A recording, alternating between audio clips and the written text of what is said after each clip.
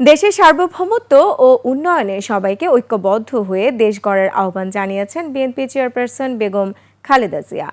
আর ভারপ্রাপ্ত চেয়ারম্যান তারেক রহমান বলেন, নির্বাচনের মাধ্যমে ক্ষমতায় এলে জাতীয় সরকার গঠন করবে বিএনপি।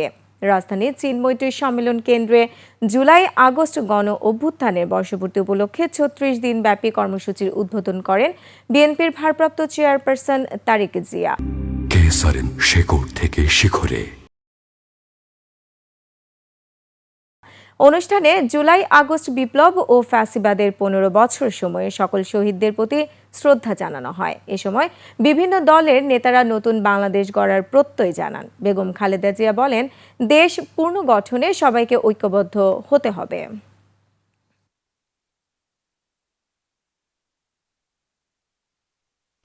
আসন্ন জাতীয় নির্বাচনে বিএনপি জনগণের রাষ্ট্র পরিচালনার দায়িত্ব পেলে জাতীয় সরকার গঠন করে দেশ এবং জনগণের উন্নয়নের প্রতিটি কর্মসূচির বাস্তবায়নের সর্বোচ্চ উদ্যোগ এবং প্রচেষ্টা গ্রহণ করবে।